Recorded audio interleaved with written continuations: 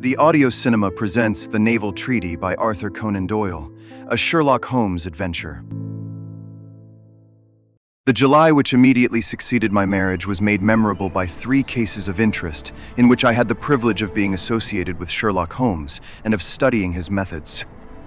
I find them recorded in my notes under the headings of The Adventure of the Second Stain, The Adventure of the Naval Treaty, and The Adventure of the Tired Captain. The first of these, however, deals with interest of such importance and implicates so many of the first families in the kingdom that for many years it will be impossible to make it public. No case, however, in which Holmes was engaged has ever illustrated the value of his analytical methods so clearly or has impressed those who were associated with him so deeply. I still retain an almost verbatim report of the interview in which he demonstrated the true facts of the case to Monsieur Dubuc of the Paris police and Fritz von Waldbaum, the well-known specialist of Danzig, both of whom had wasted their energies upon what proved to be side issues. The new century will have come, however, before the story can be safely told. Meanwhile, I pass on to the second on my list, which promised also at one time to be of national importance, and was marked by several incidents which give it a quite unique character. During my school days, I had been intimately associated with a lad named Percy Phelps, who was of much the same age as myself, though he was 2 classes ahead of me. He was a very brilliant boy and carried away every prize which the school had to offer, finished his exploits by winning a scholarship which sent him on to continue his triumphant career at Cambridge. He was, I remember, extremely well connected, and even when we were all little boys together, we knew that his mother's brother was Lord Holdhurst, the great conservative politician. This gaudy relationship did him little good at school. On the contrary, it seemed rather a piquant thing to us to chevy him about the playground and hit him over the shins with a wicket. But it was another thing when he came out into the world. I heard vaguely that his abilities and the influences which he commanded had won him a good position at the Foreign Office, and then he passed completely out of my mind until the following letter recalled his existence. My dear Watson, I have no doubt that you can remember Tadpole Phelps, who was in the 5th form when you were in the 3rd. It is possible even that you may have heard that through my uncle's influence I obtained a good appointment at the Foreign Office, and that I was in a situation of trust and honor, until a horrible misfortune came suddenly to blast my career. There is no use writing of the details of that dreadful event. In the event of your acceding to my request, it is probable that I shall have to narrate them to you. I have only just recovered from 9 weeks of brain fever, and am still exceedingly weak. Do you think that you could bring your friend Mr. Holmes down to see me? I should like to have his opinion of the case, though the authorities assure me that nothing more can be done. Do try to bring him down, and as soon as possible. Every minute seems an hour while I live in this state of horrible suspense. Assure him that if I have not asked his advice sooner, it was not because I did not appreciate his talents, but because I have been off my head ever since the blow fell. Now I am clear again, though I dare not think of it too much for fear of a relapse. I am still so weak that I have to write, as you see, by dictating. Do try to bring him, your old schoolfellow, Percy Phelps. There was something that touched me as I read this letter, something pitiable in the reiterated appeals to bring Holmes. So moved was I that even had it been a difficult matter I should have tried it. But of course I knew well that Holmes loved his art, so that he was ever as ready to bring his aid as his client could be to receive it.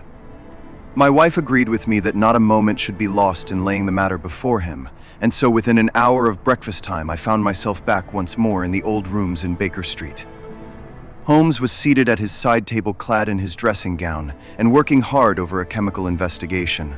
A large curved retort was boiling furiously in the bluish flame of a Bunsen burner, and the distilled drops were condensing into a 2-liter measure.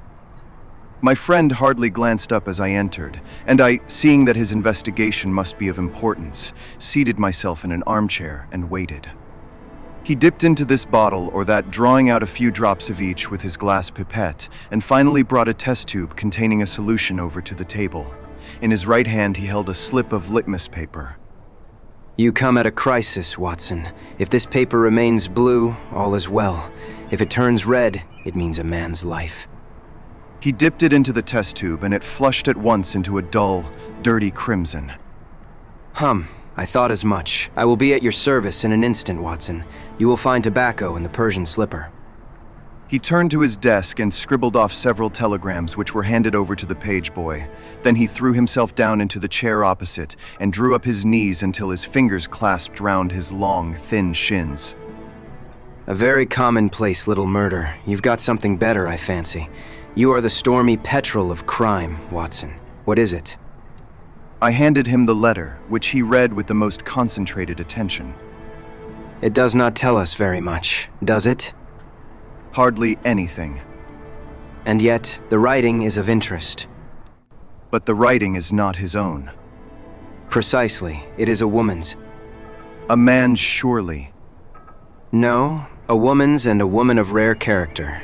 You see, at the commencement of an investigation, it is something to know that your client is in close contact with someone who, for good or evil, has an exceptional nature. If you are ready, we will start at once for Woking and see this diplomatist who is in such evil case, and the lady to whom he dictates his letters. We were fortunate enough to catch an early train at Waterloo, and in a little under an hour we found ourselves among the fir woods and the heather of Woking. Briarbury proved to be a large detached house standing in extensive grounds within a few minutes' walk of the station.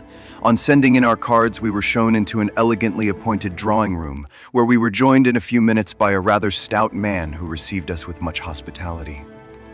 His age may have been nearer 40 than 30, but his cheeks were so ruddy and his eyes so merry that he still conveyed the impression of a plump and mischievous boy.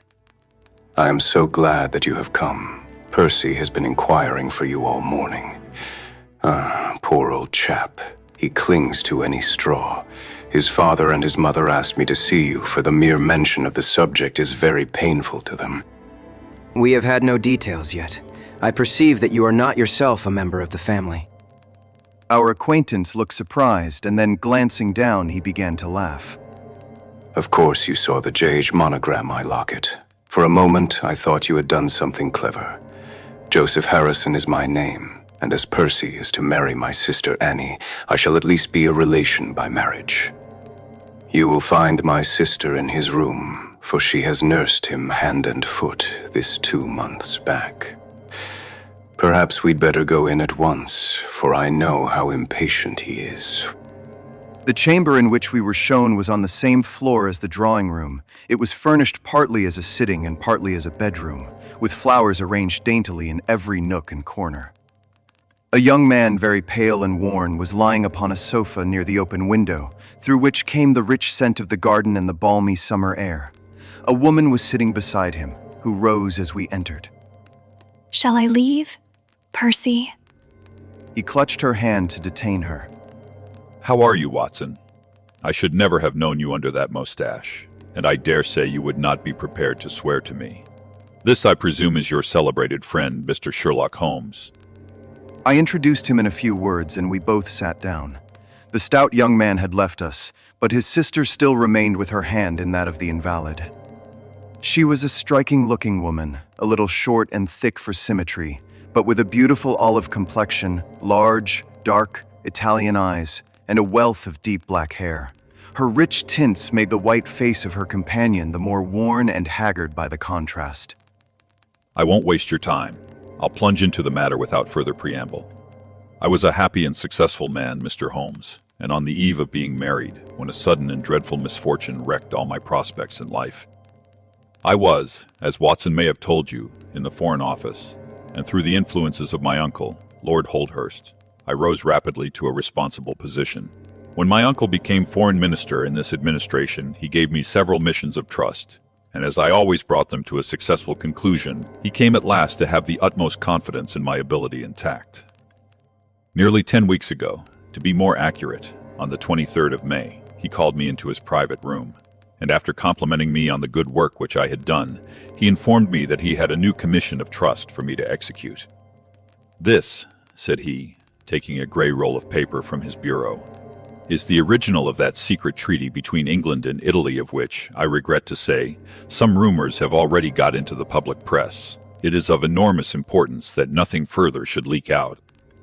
The French or the Russian embassy would pay an immense sum to learn the contents of these papers.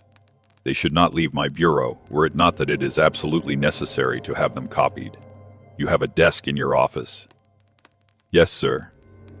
"Then take the treaty and lock it up there. I shall give directions that you may remain behind when the others go, so that you may copy it at your leisure without fear of being overlooked. When you have finished, relock both the original and the draft in the desk, and hand them over to me personally tomorrow morning." I took the papers and... Excuse me an instant. Were you alone during this conversation? Absolutely. In a large room? 30 feet, each way. In the center? Yes, about it. And speaking low? My uncle's voice is always remarkably low. I hardly spoke at all. Thank you. Pray, go on. I did exactly what he indicated, and waited until the other clerks had departed. One of them in my room, Charles Gorrell, had some arrears of work to make up, so I left him there and went out to dine. When I returned, he was gone.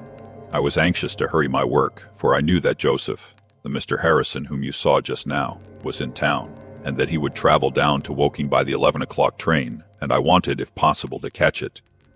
When I came to examine the treaty, I saw at once that it was of such importance that my uncle had been guilty of no exaggeration in what he had said. Without going into details, I may say that it defined the position of Great Britain towards the Triple Alliance, and shadowed the policy which this country would pursue in the event of the French fleet gaining a complete ascendancy over that of Italy in the Mediterranean. The questions treated in it were purely naval. At the end were the signatures of the high dignitaries who had signed it. I glanced my eyes over it, and then settled down to my task of copying. It was a long document, written in the French language, and containing 26 separate articles. I copied as quickly as I could, but at 9 o'clock I had only done 9 articles, and it seemed hopeless for me to attempt to catch my train.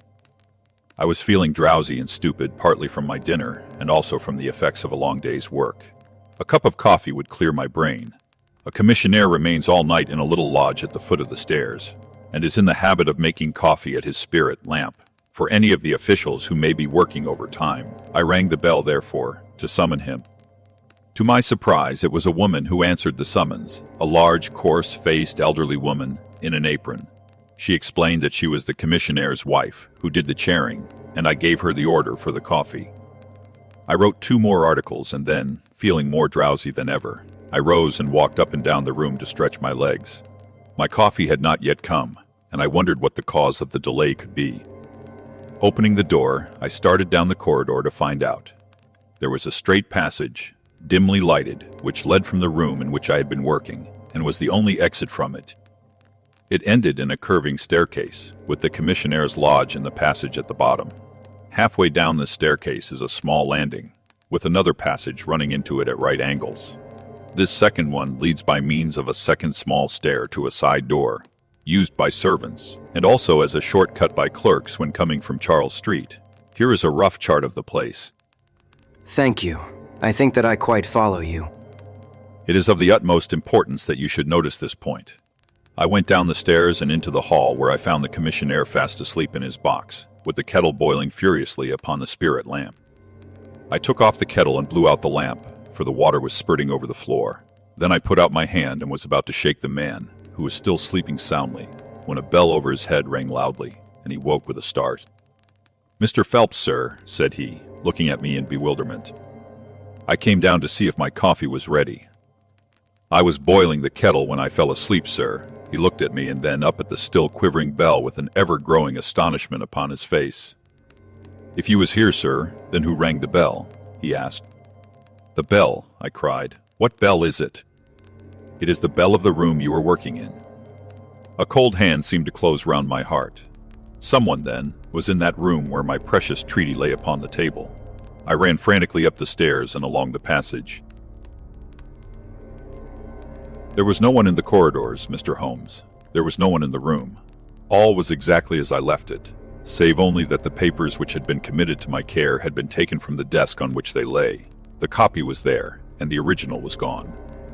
Holmes sat up in his chair and rubbed his hands.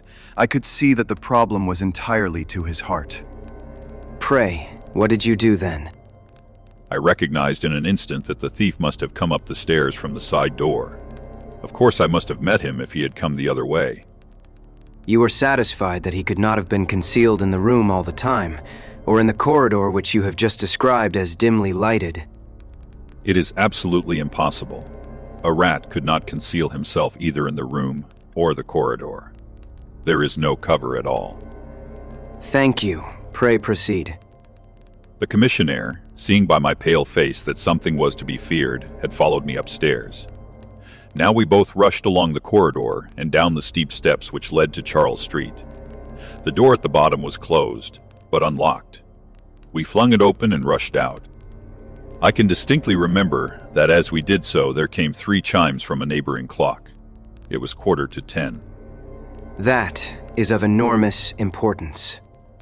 The night was very dark, and a thin, warm rain was falling. There was no one in Charles Street, but a great traffic was going on as usual in Whitehall at the extremity. We rushed along the pavement, bareheaded as we were, and at the far corner we found a policeman standing. "A robbery has been committed," I gasped. "A document of immense value has been stolen from the Foreign Office. Has anyone passed this way?" "I have been standing here for a quarter of an hour, sir," said he. "Only one person has passed during that time, a woman tall and elderly with a paisley shawl." "Ah, that is only my wife," cried the commissionaire. "Has no one else passed?" "No one." "Then it must be the other way that the thief took," cried the fellow, tugging at my sleeve. But I was not satisfied, and the attempts which he made to draw me away increased my suspicions. "Which way did the woman go?" I cried. "I don't know, sir. I noticed her pass, but I had no special reason for watching her. She seemed to be in a hurry." "How long ago was it?" "Oh, not very many minutes." "Within the last 5? "Well, it could not be more than 5. "You are only wasting your time, sir, and every minute now is of importance," cried the commissionaire. "Take my word for it that my old woman has nothing to do with it, and come down to the other end of the street. Well, if you won't, I will." And with that he rushed off in the other direction. But I was after him in an instant and caught him by the sleeve. "Where do you live?" said I. 16 Ivy Lane, Brixton," he answered. "But don't let yourself be drawn away upon a false scent, Mr. Phelps. Come to the other end of the street and let us see if we can hear of anything." Nothing was to be lost by following his advice. With the policeman we both hurried down, but only to find the street full of traffic, many people coming and going, but all only too eager to get to a place of safety upon so wet a night. There was no lounger who could tell us who had passed. Then we returned to the office and searched the stairs and the passage without result. The corridor which led to the room was laid down with a kind of creamy linoleum which shows an impression very easily. We examined it very carefully, but found no outline of any footmark. Had it been raining all evening? Since about 7. How is it, then, that the woman who came into the room about 9 left no traces with her muddy boots? I am glad you raised the point. It occurred to me at the time. The charwomen are in the habit of taking off their boots at the commissionnaire's office and putting on list slippers. That is very clear. There were no marks, then. Though the night was a wet one, the chain of events is certainly one of extraordinary interest. What did you do next? We examined the room also.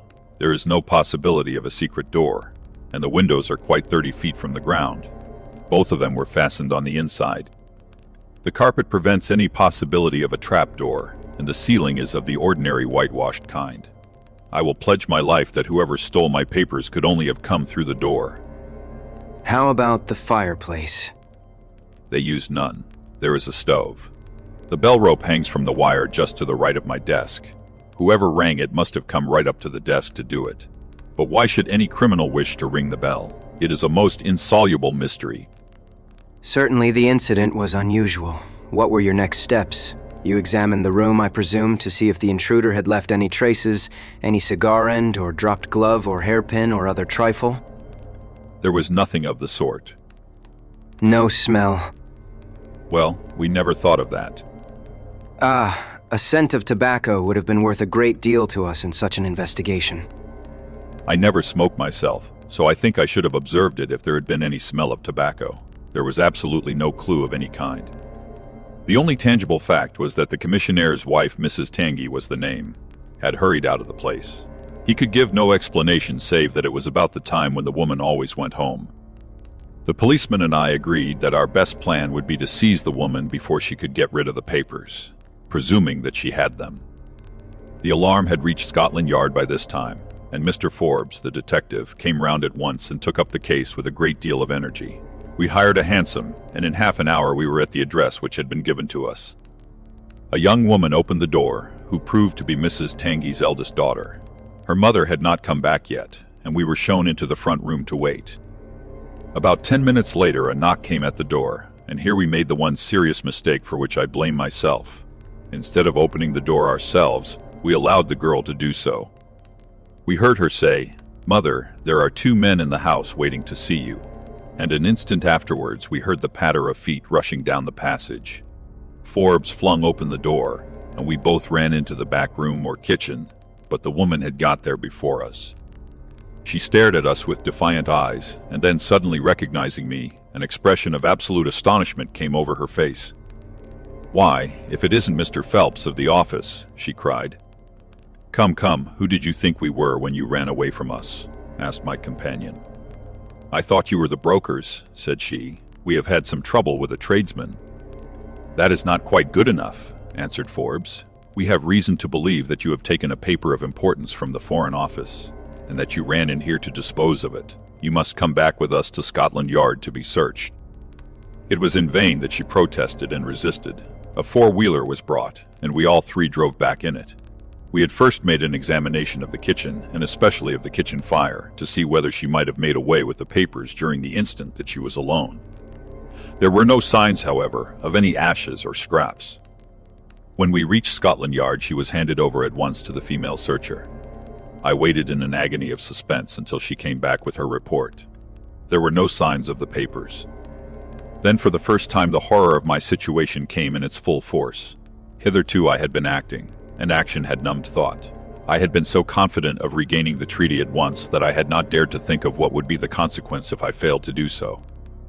But now there was nothing more to be done, and I had leisure to realize my position. It was horrible. Watson, there would tell you that I was a nervous, sensitive boy at school. It is my nature. I thought of my uncle and of his colleagues in the cabinet, of the shame which I had brought upon him, upon myself, upon everyone connected with me. What though I was the victim of an extraordinary accident? No allowance is made for accidents where diplomatic interests are at stake. I was ruined, shamefully, hopelessly ruined. I don't know what I did. I fancy I must have made a scene. I have a dim recollection of a group of officials who crowded round me, endeavoring to soothe me. One of them drove down with me to Waterloo and saw me into the Woking train. I believe that he would have come all the way had it not been that Dr. Ferrier, who lives near me, was going down by that very train. The doctor most kindly took charge of me, and it was well he did so, for I had a fit in the station, and before we reached home I was practically a raving maniac. You can imagine the state of things here when they were roused from their beds by the doctor's ringing, and found me in this condition. Poor Annie here and my mother were broken-hearted. Dr. Ferrier had just heard enough from the detective at the station to be able to give an idea of what had happened, and his story did not mend matters. It was evident to all that I was in for a long illness, so Joseph was bundled out of this cheery bedroom, and it was turned into a sick room for me. Here I have lain, Mr. Holmes, for over 9 weeks, unconscious and raving with brain fever. If it had not been for Miss Harrison here and for the doctor's care, I should not be speaking to you now. She has nursed me by day, and a hired nurse has looked after me by night, for in my mad fits I was capable of anything. Slowly my reason has cleared, but it is only during the last 3 days that my memory has quite returned. Sometimes I wish that it never had. The first thing that I did was to wire to Mr. Forbes, who had the case in hand. He came out, and assures me that, though everything has been done, no trace of a clue has been discovered. The commissionaire and his wife have been examined in every way without any light being thrown upon the matter. The suspicions of the police then rested upon young Garat, who, as you may remember, stayed over time in the office that night. His remaining behind and his French name were really the only 2 points which could suggest suspicion, but, as a matter of fact, I did not begin work until he had gone, and his people are of Huguenot extraction, but as English in sympathy and tradition as you and I are. Nothing was found to implicate him in any way, and there the matter dropped.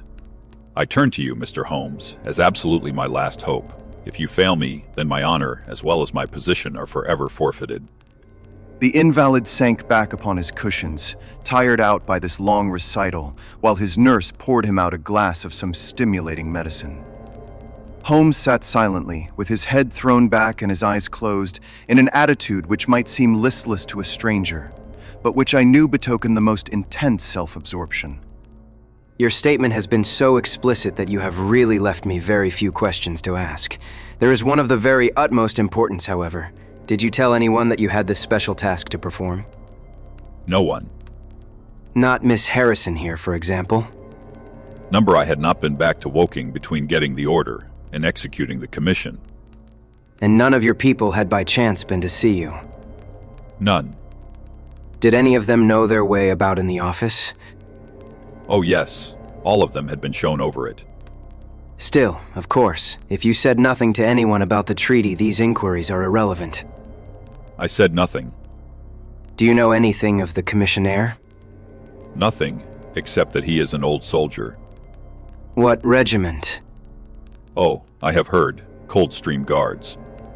Thank you. I have no doubt I can get details from Forbes. The authorities are excellent at amassing facts, though they do not always use them to advantage. What a lovely thing a rose is.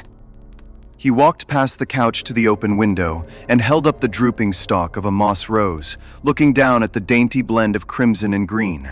It was a new phase of his character to me, for I had never before seen him show any keen interest in natural objects. There is nothing in which deduction is so necessary as in religion. It can be built up as an exact science by the reasoner. Our highest assurance of the goodness of Providence seems to me to rest in the flowers. All other things, our powers, our desires, our food, are all really necessary for our existence in the first instance. But this rose is an extra. Its smell and its color are an embellishment of life, not a condition of it. It is only goodness which gives extras, and so I say again that we have much to hope from the flowers. Percy Phelps and his nurse looked at Holmes during this demonstration with surprise and a good deal of disappointment written upon their faces.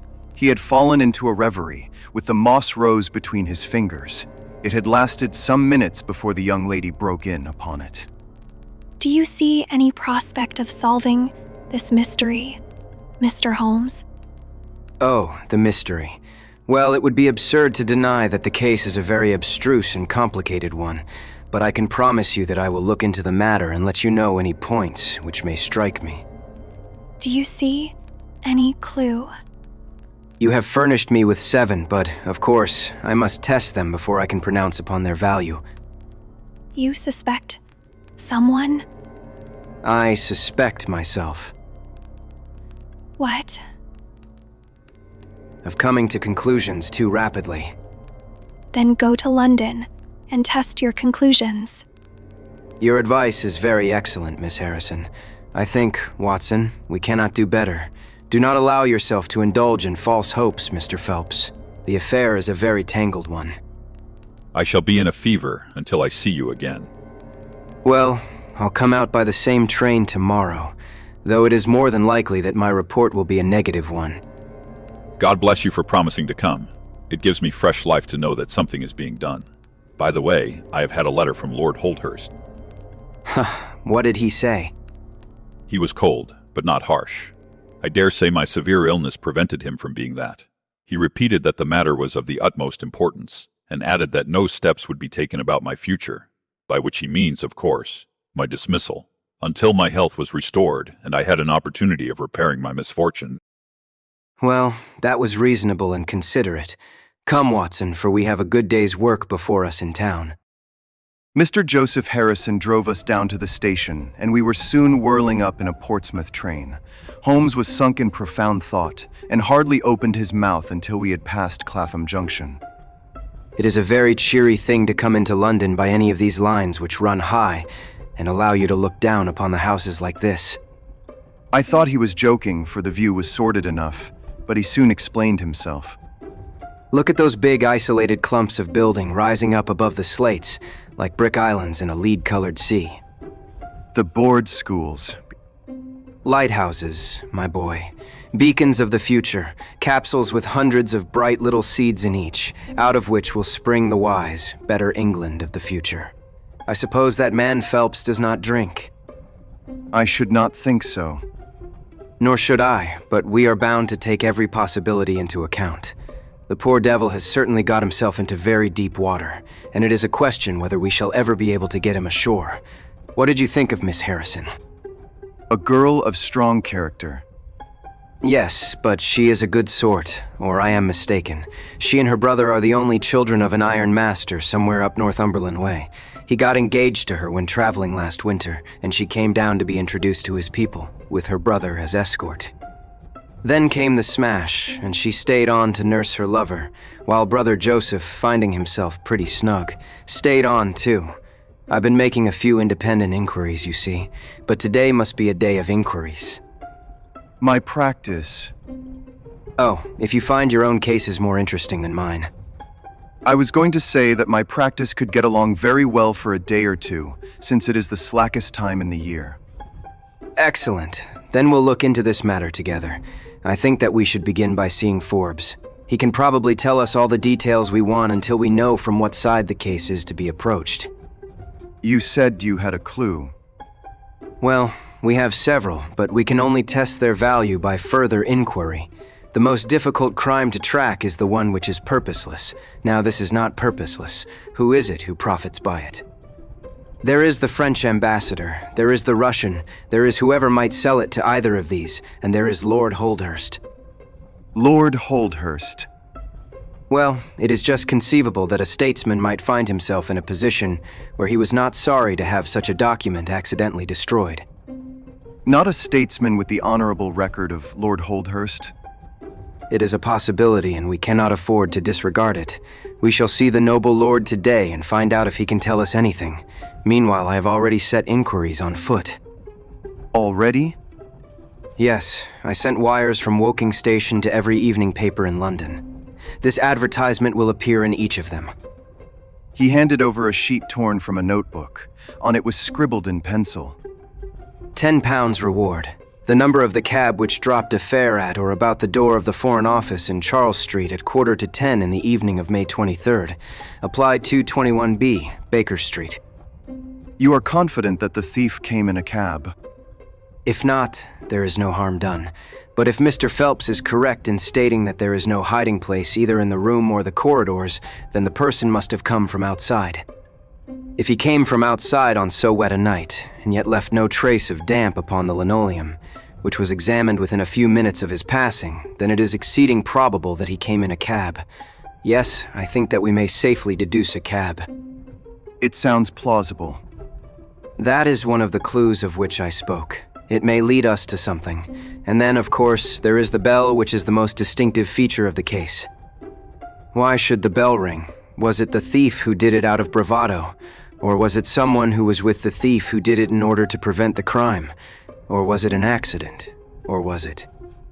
He sank back into the state of intense and silent thought from which he had emerged, but it seemed to me, accustomed as I was to his every mood, that some new possibility had dawned suddenly upon him. It was 3:20 when we reached our terminus, and after a hasty luncheon at the buffet, we pushed on at once to Scotland Yard. Holmes had already wired to Forbes, and we found him waiting to receive us. A small, foxy man with a sharp, but by no means amiable expression. He was decidedly frigid in his manner to us, especially when he heard the errand upon which we had come. I've heard of your methods before now, Mr. Holmes. You are ready enough to use all the information that the police can lay at your disposal, and then you try to finish the case yourself and bring discredit on them. On the contrary, out of my last 53 cases, my name has only appeared in 4, and the police have had all the credit in 49. I don't blame you for not knowing this, for you are young and inexperienced, but if you wish to get on in your new duties, you will work with me and not against me. I'd be very glad of a hint or two. I've certainly had no credit from the case so far. What steps have you taken? Tanguy, the commissionaire, has been shadowed. He left the guards with a good character, and we can find nothing against him. His wife is a bad lot, though. I fancy she knows more about this than appears. Have you shadowed her? We have set one of our women onto her. Mrs. Tanguy drinks, and our woman has been with her twice when she was well on, but she could get nothing out of her. I understand that they have had brokers in the house. Yes, but they were paid off. Where did the money come from? That was all right. His pension was due. They have not shown any sign of being in funds. What explanation did she give of having answered the bell when Mr. Phelps rang for the coffee? She said that her husband was very tired, and she wished to relieve him. Well, certainly that would agree with his being found a little later asleep in his chair. There is nothing against them then, but the woman's character. Did you ask her why she hurried away that night? Her haste attracted the attention of the police constable. She was later than usual and wanted to get home. Did you point out to her that you and Mr. Phelps, who started at least 20 minutes after her, got home before her? She explains that by the difference between a bus and a hansom. Did she make it clear why, on reaching her house, she ran into the back kitchen? Because she had the money there with which to pay off the brokers. She has at least an answer for everything. Did you ask her whether in leaving she met anyone or saw anyone loitering about Charles Street? She saw no one but the constable. Well, you seem to have cross-examined her pretty thoroughly. What else have you done? The clerk Goro has been shadowed all these 9 weeks, but without result. We can show nothing against him. Anything else? Well, we have nothing else to go upon. No evidence of any kind. Have you formed a theory about how that bell rang? Well, I must confess that it beats me. It was a cool hand, whoever it was, to go and give the alarm like that. Yes, it was a queer thing to do. Many thanks to you for what you have told me. If I can put the man into your hands, you shall hear from me. Come along, Watson. Where are we going to now? We are now going to interview Lord Holdhurst, the cabinet minister and future premier of England. We were fortunate in finding that Lord Holdhurst was still in his chambers in Downing Street, and on Holmes sending in his card, we were instantly shown up. The statesman received us with that old-fashioned courtesy for which he is remarkable, and seated us on the 2 luxuriant lounges on either side of the fireplace. Standing on the rug between us, with his slight, tall figure, his sharp features, thoughtful face, and curling hair prematurely tinged with gray, he seemed to represent that not too common type, a nobleman who is in truth noble.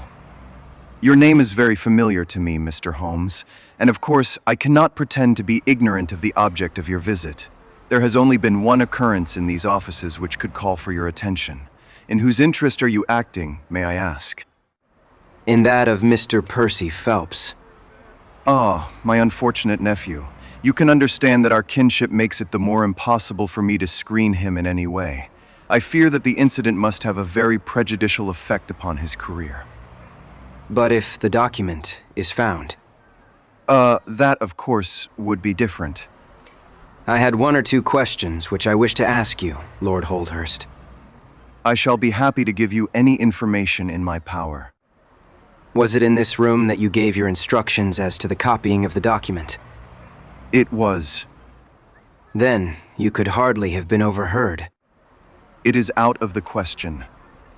Did you ever mention to anyone that it was your intention to give anyone the treaty to be copied? Never. You are certain of that? Absolutely. Well, since you never said so, and Mr. Phelps never said so, and nobody else knew anything of the matter, then the thief's presence in the room was purely accidental. He saw his chance, and he took it. The statesman smiled. You take me out of my province there, said he. There is another very important point which I wish to discuss with you. You feared, as I understand, that very grave results might follow from the details of this treaty becoming known. A shadow passed over the expressive face of the statesman. Very grave results indeed. And have they occurred? Not yet. If the treaty had reached, let us say, the French or Russian Foreign Office, you would expect to hear of it. I should, said Lord Holdhurst with a wry face. Since nearly 10 weeks have elapsed, then, and nothing has been heard, it is not unfair to suppose that for some reason the treaty has not reached them. Lord Holdhurst shrugged his shoulders. We can hardly suppose, Mr. Holmes, that the thief took the treaty in order to frame it and hang it up. Perhaps he is waiting for a better price. If he waits a little longer, he will get no price at all. The treaty will cease to be secret in a few months. That is most important. Of course, it is a possible supposition that the thief has had a sudden illness. An attack of brain fever, for example, asked the statesman, flashing a swift glance at him.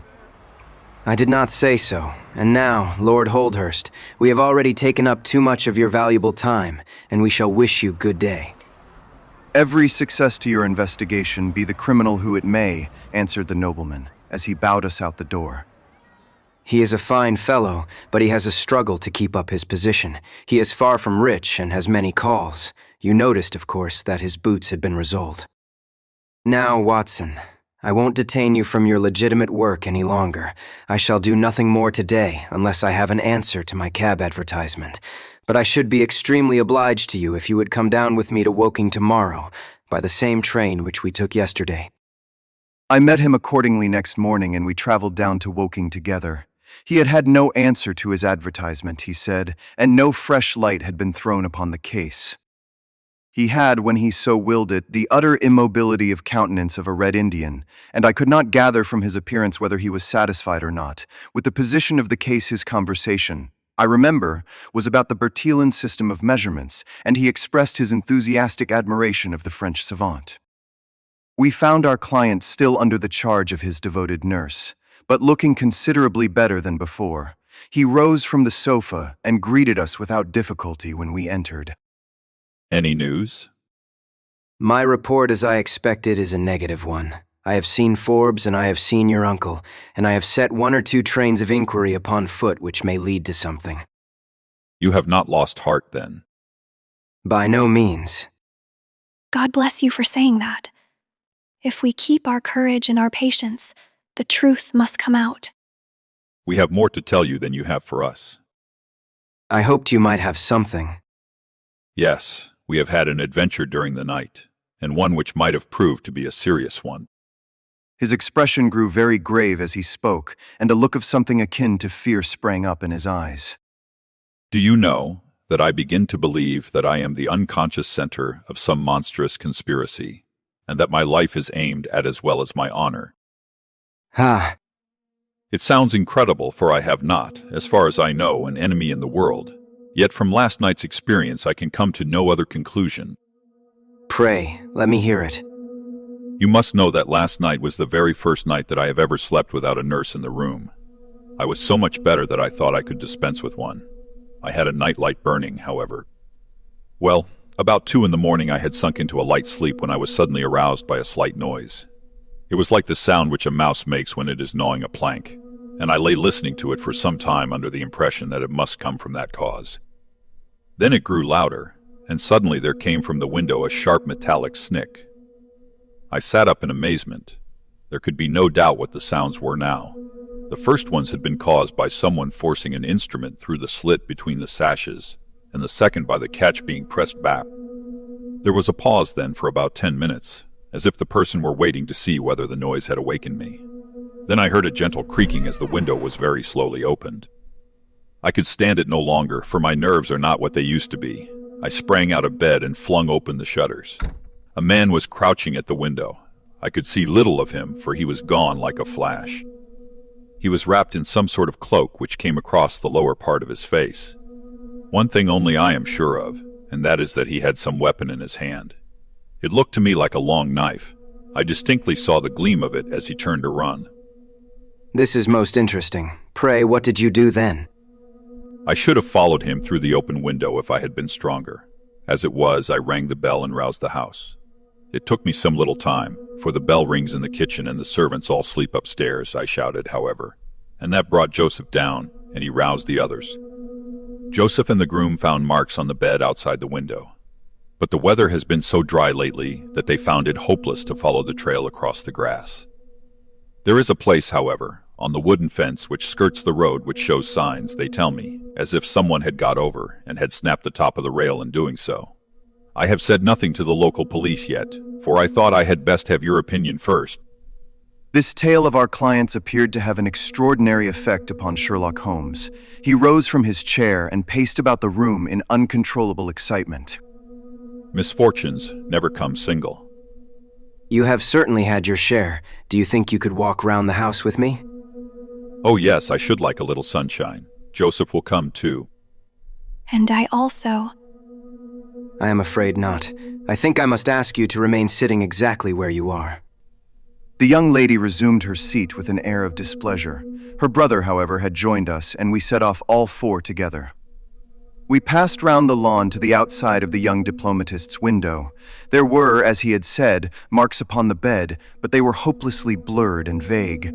Holmes stopped over them for an instant, and then rose, shrugging his shoulders. I don't think anyone could make much of this. Let us go round the house and see why this particular room was chosen by the burglar. I should have thought those larger windows of the drawing room and dining room would have had more attractions for him. They are more visible from the road. Yes, of course. There is a door here which he might have attempted. What is it for? It is the side entrance for tradespeople. Of course, it is locked at night. Have you ever had an alarm like this before? Never. Do you keep plate in the house, or anything to attract burglars? Nothing of value. Holmes strolled round the house with his hands in his pockets and a negligent air which was unusual with him. By the way, you found someplace, I understand, where the fellow scaled the fence. Let us have a look at that. The plump young man led us to a spot where the top of one of the wooden rails had been cracked.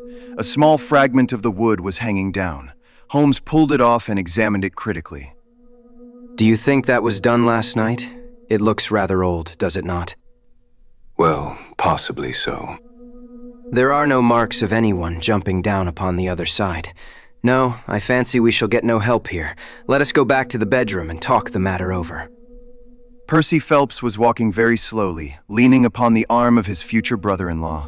Holmes walked swiftly across the lawn, and we were at the open window of the bedroom long before the others came up. Miss Harrison, you must stay where you are all day. Let nothing prevent you from staying where you are all day. It is of the utmost importance. Certainly, if you wish it, Mr. Holmes. When you go to bed, lock the door of this room on the outside and keep the key. Promise to do this. But Percy? He will come to London with us. And am I to remain here? It is for his sake. You can serve him. Quick, promise. She gave a quick nod of assent, just as the other two came up. Why do you sit moping there, Annie?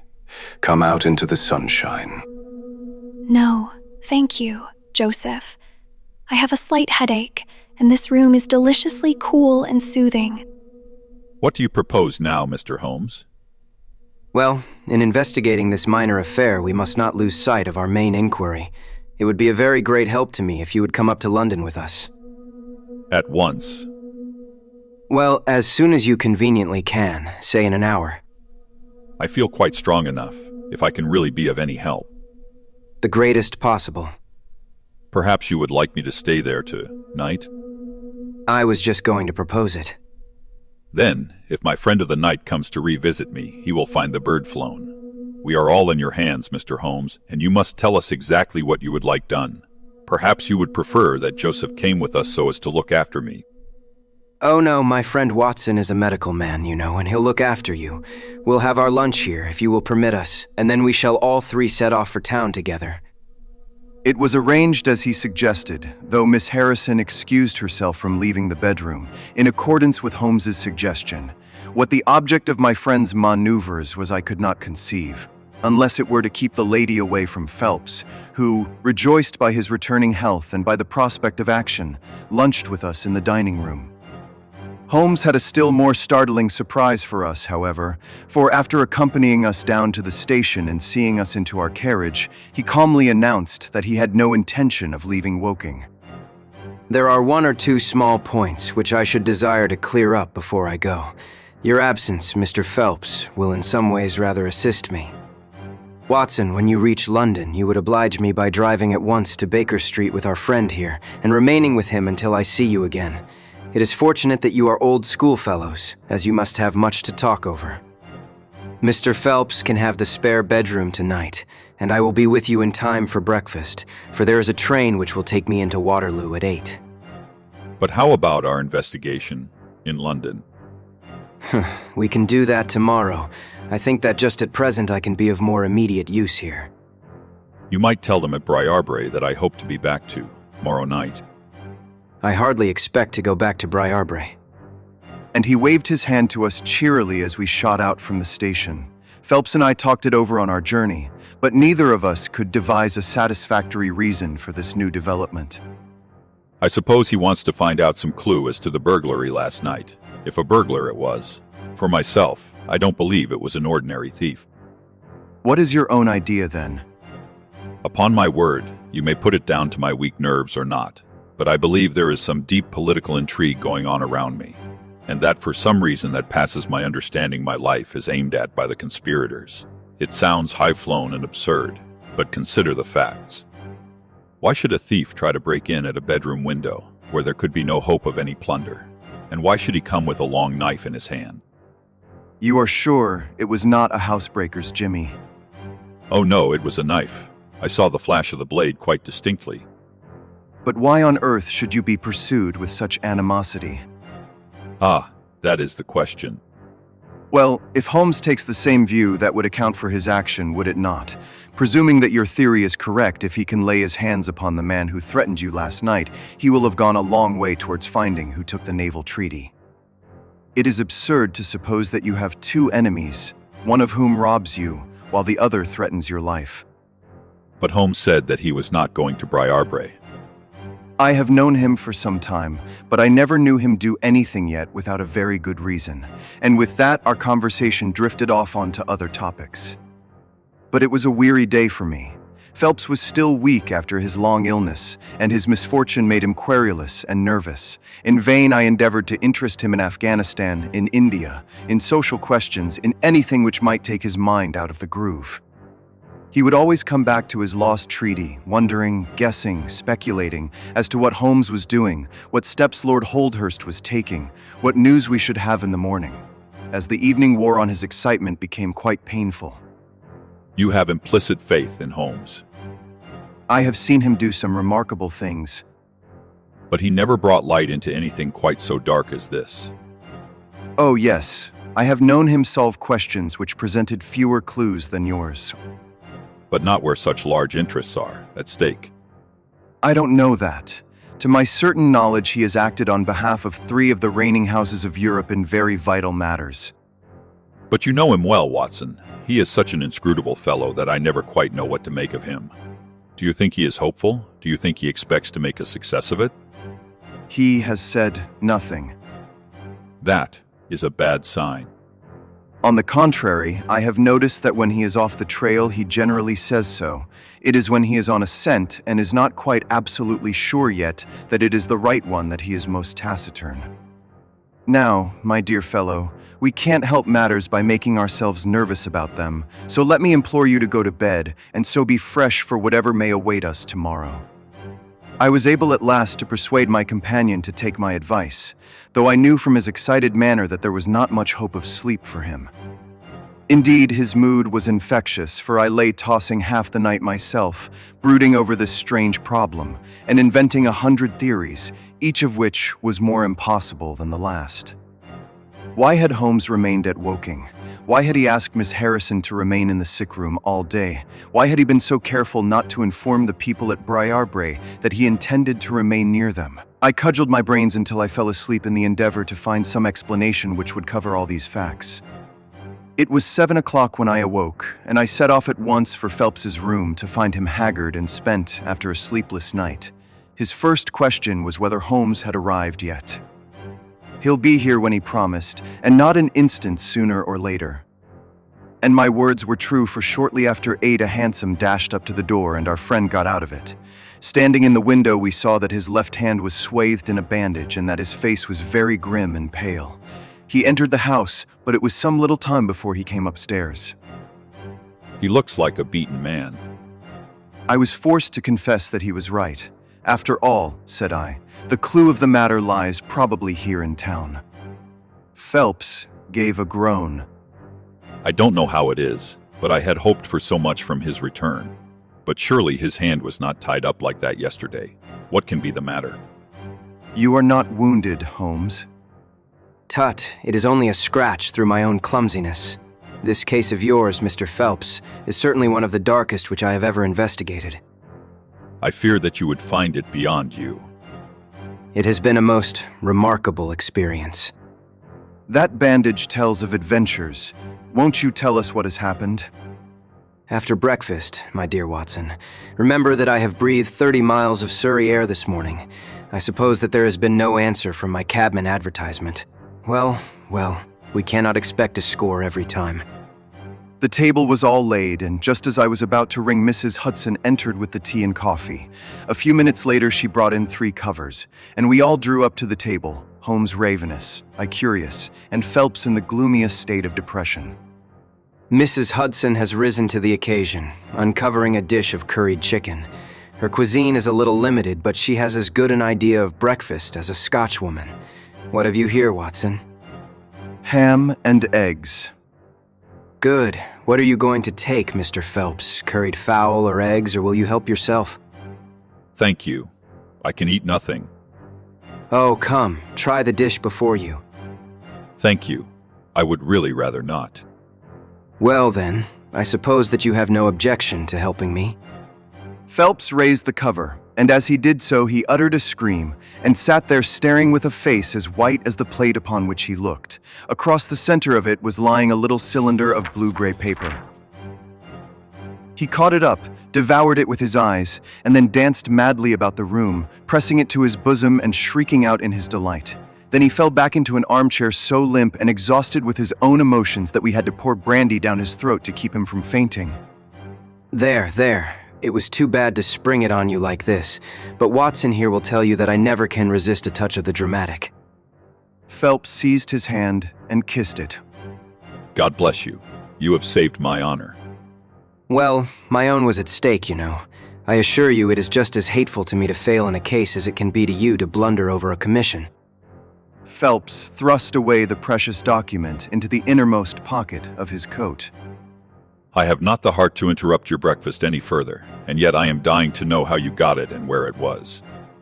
Sherlock Holmes swallowed a cup of coffee and turned his attention to the ham and eggs. Then he rose, lit his pipe, and settled himself down into his chair. I'll tell you what I did first and how I came to do it afterwards. After leaving you at the station, I went for a charming walk through some admirable Surrey scenery to a pretty little village called Ripley, where I had my tea at an inn, and took the precaution of filling my flask and of putting a paper of sandwiches in my pocket. There I remained until evening, when I set off for Woking again, and found myself in the high road outside Briarbrae just after sunset. Well, I waited until the road was clear. It is never a very frequented one at any time, I fancy, and then I clambered over the fence into the grounds. Surely, the gate was open. Yes, but I have a peculiar taste in these matters. I chose the place where the 3 fir trees stand, and behind their screen I got over without the least chance of anyone in the house being able to see me.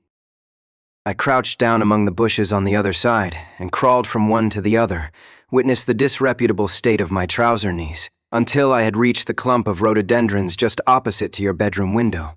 There I squatted down and awaited developments. The blind was not down in your room, and I could see Miss Harrison sitting there reading by the table. It was 10:15 when she closed her book, fastened the shutters, and retired. I heard her shut the door and felt quite sure that she had turned the key in the lock. The key.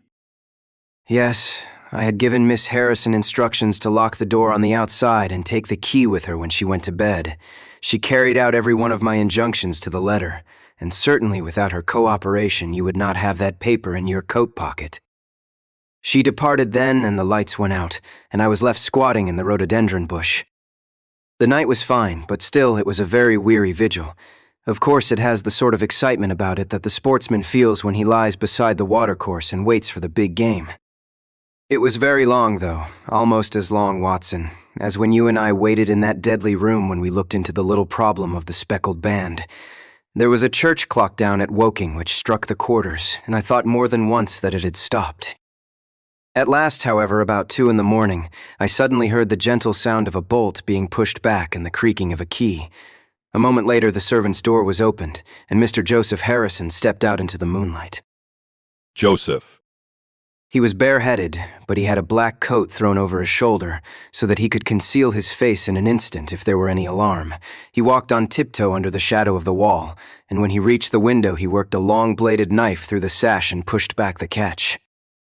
Then he flung open the window, and putting his knife through the crack in the shutters, he thrust the bar up and swung them open. From where I lay, I had a perfect view of the inside of the room and of every one of his movements. He lit the 2 candles which stood upon the mantelpiece, and then he proceeded to turn back the corner of the carpet in the neighborhood of the door.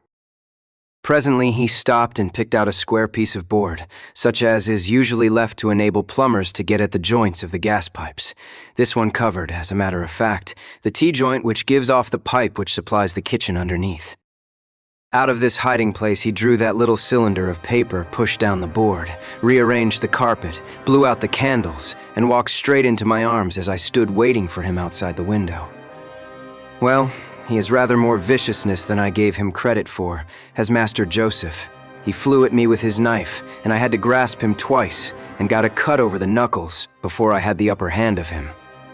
He looked murder out of the only eye he could see with when we had finished, but he listened to reason and gave up the papers. Having got them, I let my man go, but I wired full particulars to Forbes this morning. If he is quick enough to catch his bird, well and good. But if, as I shrewdly suspect, he finds the nest empty before he gets there, why, all the better for the government. I fancy that Lord Holdhurst for one, and Mr. Percy Phelps for another, would very much rather that the affair never got as far as a police court. My God, do you tell me that during these long 10 weeks of agony, the stolen papers were within the very room with me all the time? So it was. And Joseph a villain and a thief. I am afraid Joseph's character is a rather deeper and more dangerous one than one might judge from his appearance. From what I have heard from him this morning, I gather that he has lost heavily in dabbling with stocks, and that he is ready to do anything on earth to better his fortunes. Being an absolutely selfish man, when a chance presented itself, he did not allow either his sister's happiness or your reputation to hold his hand. My head whirls. Your words have dazed me. The principal difficulty in your case lay in the fact of there being too much evidence. What was vital was overlaid and hidden by what was irrelevant. Of all the facts which were presented to us, we had to pick just those which we deemed to be essential, and then piece them together in their order, so as to reconstruct this very remarkable chain of events. I had already begun to suspect Joseph, from the fact that you had intended to travel home with him that night, and that therefore it was a likely enough thing that he should call for you, knowing the Foreign Office well, upon his way. When I heard that someone had been so anxious to get into the bedroom, in which no one but Joseph could have concealed anything, you told us in your narrative how you had turned Joseph out when you arrived with the doctor. My suspicions all changed to certainties, especially as the attempt was made on the first night upon which the nurse was absent, showing that the intruder was well acquainted with the ways of the house. How blind I have been. The facts of the case, as far as I have worked them out, are these. This Joseph Harrison entered the office through the Charles Street door, and knowing his way, he walked straight into your room the instant after you left it. Finding no one there, he promptly rang the bell, and at the instant that he did so, his eyes caught the paper upon the table.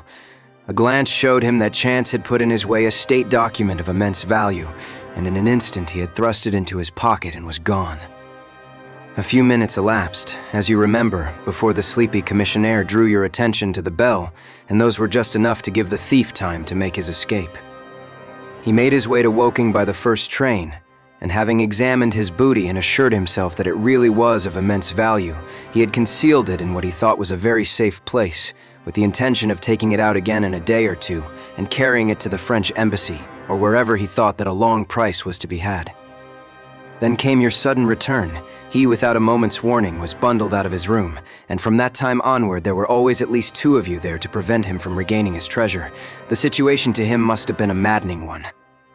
But at last he thought he saw his chance. He tried to steal in, but was baffled by your wakefulness. You remember that you did not take your usual draught that night. I remember. I fancy that he had taken steps to make that draught efficacious, and that he quite relied upon your being unconscious. Of course, I understood that he would repeat the attempt whenever it could be done with safety. Your leaving the room gave him the chance he wanted. I kept Miss Harrison in it all day so that he might not anticipate us. Then, having given him the idea that the coast was clear, I kept guard as I have described. I already knew that the papers were probably in the room, but I had no desire to rip up all the planking and skirting in search of them. I let him take them, therefore, from the hiding place, and so saved myself an infinity of trouble. Is there any other point which I can make clear? Why did he try the window on the first occasion when he might have entered by the door? In reaching the door, he would have to pass 7 bedrooms. On the other hand, he could get out onto the lawn with ease. Anything else? You do not think that he had any murderous intention. The knife was only meant as a tool. It may be so. I can only say for certain that Mr. Joseph Harrison is a gentleman to whose mercy I should be extremely unwilling to trust. You have been listening to the Naval Treaty from the Memoirs of Sherlock Holmes by Arthur Conan Doyle, produced by the Audio Cinema. Visit app.theaudiocinema.com for more cinematic audio productions.